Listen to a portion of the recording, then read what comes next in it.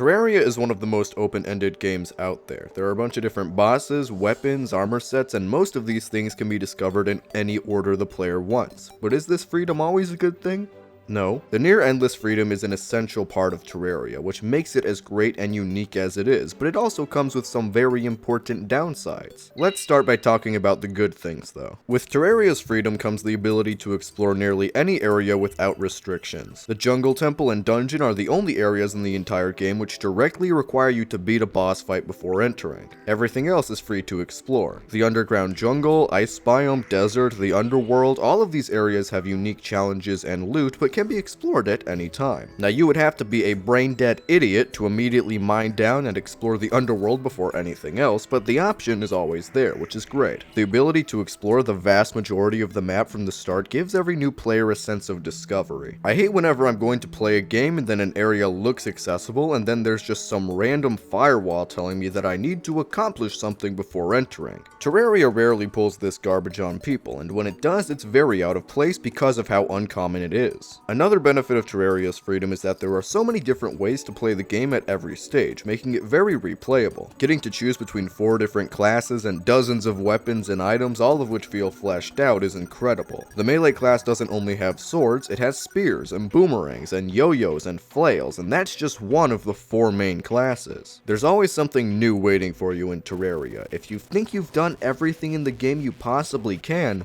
you're wrong. I know some people with hundreds of hours on Terraria and far less playtime on every other game I know they play, and that's simply because very few games are quite as replayable as this one, which is in large part because of the player freedom. If you were forced to pick a class from the start or use a few specific weapons, it wouldn't be as fun to come back to the game since it would all feel the same. The lack of handholding can also be appealing to a lot of people. The game just throws you into its world and tells you to figure everything out yourself. No absurd dialogue, obnoxious cutscenes, or unnecessary tutorials. In fact, there is no tutorial, barely any dialogue, and no real cutscenes. Everything is for you to discover on your own by yourself, without the game warning you beforehand. I often love when a game does this. It makes everything so much more rewarding when you actually figure out what you're meant to do and you accomplish your goals without the game helping you out. Building your first house without any idea what to do is great, and if the game had a pop-up telling you how to build a house, it obviously wouldn't be as satisfying. Some games do need those interruptions to show people what to do, but since Terraria is a sandbox, it kinda makes sense why that wouldn't be a thing.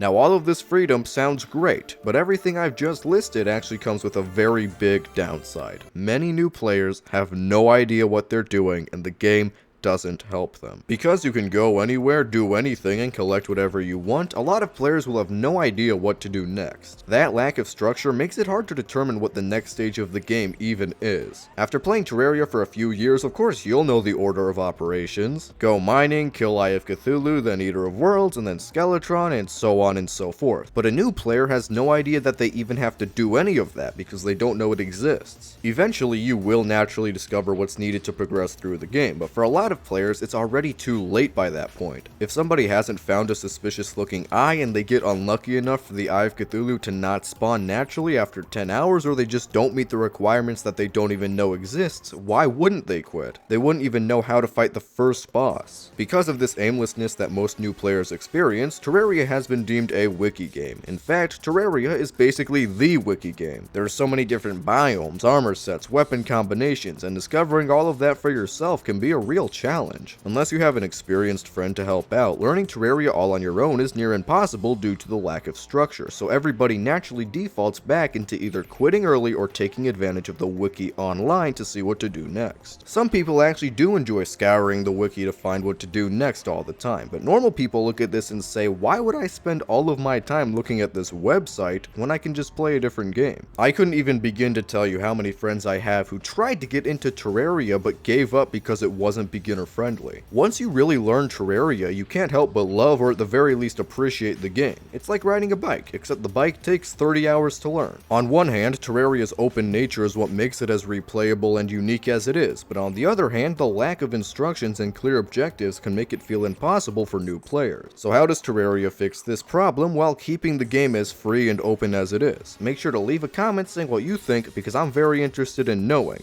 My proposal? I don't know.